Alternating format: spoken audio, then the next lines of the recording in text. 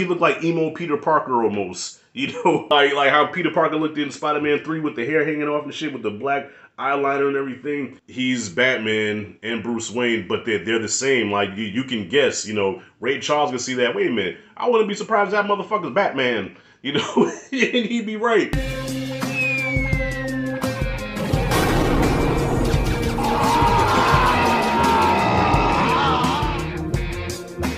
Alright, y'all, the time has finally come. I've been waiting a long time to talk about this movie, so I gotta talk kind of low because it's about 11 o'clock right now, and my neighbors are probably sleeping. I have paper-thin walls, so I'm gonna have to talk a little low here, but still, I'm trying hard to contain my enthusiasm here. But I just got out from watching The Batman, right? Early screener, and I watched this in Dolby for the first time. Never seen a movie in Dolby before. I almost want to watch every movie like this now, y'all. It costs a little bit more. I spent about $20 for this ticket, but I feel like it was worth it. Yo, I mean, I know I might sound stupid to some people, but I've never watched it like this before.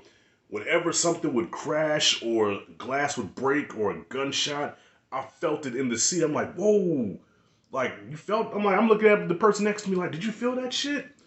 Damn, this is how you watch a movie. Man, so I'm gonna watch this movie again on Friday so I can really give it a detailed analysis. But just from this experience watching it in Dolby, I had a great time with the Batman. And I've been challenged by my big brother, Big KO. He said, listen, when you do this review, I'm going to challenge you not to use the words dark and gritty.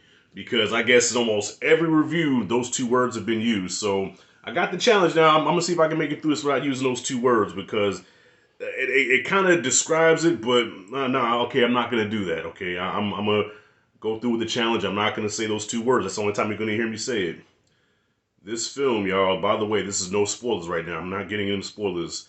This film was noir, sleek, dirty, action-packed, and I think we almost see Batman like in his truest form. Because most times when you watch a Batman movie, it's about the villain. Even one of my personal favorite Batman movies, The Dark Knight, you know, the main things about The Dark Knight that stands out is the Joker. Not to say Christian Bale didn't do a good job, but the Joker, Heath Ledger's Joker is the main thing you remember about The Dark Knight. Even the original Batman with Michael Keaton, that was a Joker origin story. Batman was a co-star in his own movie. This movie right here, almost 3 hours of it, is about the Batman, and the villains now take a backseat, and they are the co-stars. This is about the Batman. Directed by Matt Reeves, one of my favorite directors. He made one of my favorite trilogies of all time, The Planet of the Apes. Love his work. And even the composer, the music helps make the movie. And I told my big brother this the other day too. I said, even if a movie's not all that, if you have a kick-ass score to go with it, that heart-pounding fucking score, you won me. And I can't pronounce the man's name that scored this shit, but man, did he do a phenomenal job. Matt Reeves directed the shit out of this. Cinematography, action, and the second word that I'm not supposed to use, I really can't, even if I did, you know, I can't really use that for this movie because it wasn't. It wasn't. Though noir, though opposite of light, at the same time, it had a sleekness to it, it had a smoothness to it, and yeah, even if I could, I mean, I wouldn't use that word to describe it. Robert Pattinson as Batman knocked it out of the park as the Batman, okay? Just, I mean, his jaw is perfect for, I mean, Robert Pattinson has like kind of a weird face, but his jaw is perfect for the cowl, okay? It fits, the eyes. When you looked at him in the suit, I'm like, that's Batman. Holy shit, this is Batman that I read in the comics, minus the white eyes, but I felt like it was also a graphic novel come to life. You know what I mean? Like, I love The Long Halloween, the other Batman graphic novels, The Killing Joke. This felt like a graphic novel come to life. 3 hours of it. Didn't feel the runtime. Now, there's a couple of times where I did say, okay, this scene probably could have been cut a little bit short. A couple of times, but for the most part, I was into it. You know why? Because Batman does what he does best. He's the world's greatest detective.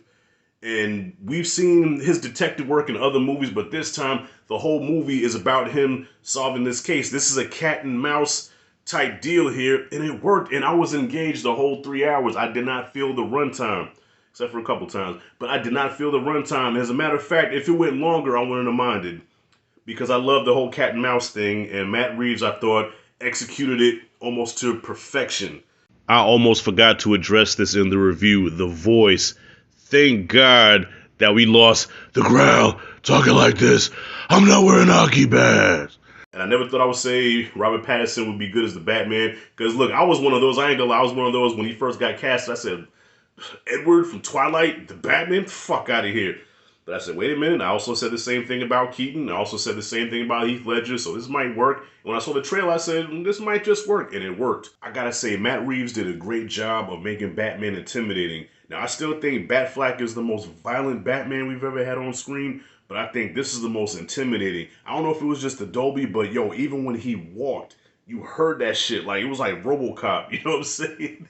He just had this big, strong, towering presence about him. And Robert Pattinson's not a big guy. Come on, he was Edward from Twilight.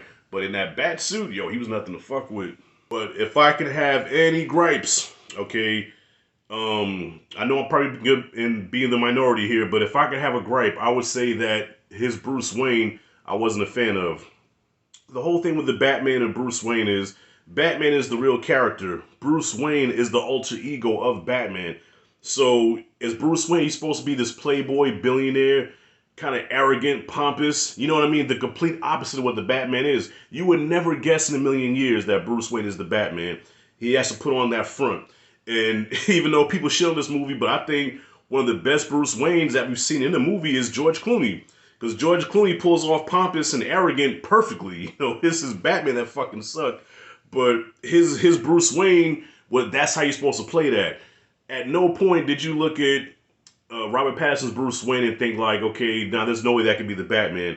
You know, he was Batman even outside of the cowl. And to me, it didn't work. That to me was probably the low point of the movie because I felt like he was too brooding. You know what I mean? He looked like emo Peter Parker almost. You know, like how Peter Parker looked in Spider-Man 3 with the hair hanging off and shit with the black eyeliner and everything. He was real emo like, you know what I mean? But yeah, he should have played that. But I think this is Batman Year One, so I guess he's not really deep into that yet. You know what I'm saying? I guess maybe down the line he gets kind of, you know, he develops that persona. But right now he's Batman and Bruce Wayne, but they're the same. Like you can guess, you know, Ray Charles can see that. Wait a minute, I wouldn't be surprised if that motherfucker's Batman. You know, and he'd be right. But yeah, that's just like a small gripe I have in there. But everything else in this movie, I have no complaints about. Zoe Kravitz and Selena Kyle. At first, I really wasn't feeling her character. I wasn't feeling the chemistry between her and Robert Pattinson. But as the movie went on, she grew on me, and I said, okay, I buy her as Selena Kyle. Got to give a shout out to Jeffrey Wright as Commissioner Gordon. Well, I guess he's his Lieutenant Gordon right now. I like the chemistry between him and Batman. How it was like a buddy cop, but without the comedy. You know what I mean? Like these two could have almost had their own 80s buddy cop movie, but just take all the comedy out, and there you have it. Jim Gordon and the Batman, solving cases, kicking ass, taking names. Colin Farrell, of course, is unrecognizable as the Penguin, and I'm sorry, y'all.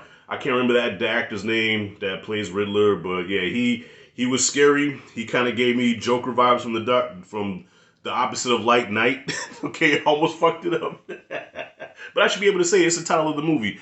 So y'all, wrapping this up, not to take much more of y'all time. The Batman was a great time. Is it a fun movie? No. Is it lighthearted like some of the No. This movie is serious as cancer. Okay, this is serious. There's like almost no laughs in this movie, but it didn't bother me because either way, I want to be entertained. Either you're gonna make me laugh, you're gonna engage me with intensity, give me a good story, or you know whatever. I just want to be entertained, and this entertained me. So even though I did not laugh, the lack of humor did not bother me. I just love to see the Batman back on the big screen, taking the front seat, okay, taking the headline of the movie. This is the Batman's movie, The Batman. This is Batman's movie, finally. And when I go into spoilers, I want to talk about some stuff that kind of, I was like, you know, yeah, we get to that into the spoiler talk, because my boy Mike from Did You See That is going to be having a spoiler discussion on Sunday. I'm going to be part of that, so I'm gonna put the link in the description where you can watch that, because we're going to be spoiling the shit out of this, but for right now, spoiler free. The Batman was dope. Loved it. Met my expectations in a lot of ways. Exceeded my expectations because I was like, I'm not, because I heard about some behind the scenes drama with this movie and everything, but you can't tell watching this. I had a great time with it. Now, second viewing, I'm going to see it again on Friday, not in Dolby, so I'm gonna see if I feel the same. But just watching it in Dolby, dog, there was times when I was like this. I'm like, wow. Especially when shit go to crashing and I feel it in the seat, and I'm like, God damn, this is what you go to the movies for. Killed it. So y'all, my grade for the Batman, I'm trying to think, did I say that word? I don't think I said those words. I think I met the challenge, K. But yeah, I give the Batman, I give it an A minus. I dug it. Can't wait to watch it again. Hell, I might give it an A plus the second time watching it. But first time viewing, I give it an A minus. All right. So that's what I got. Have you seen the movie? Comment freely below. Tell me what you thought about it. But don't spoil anything. All right.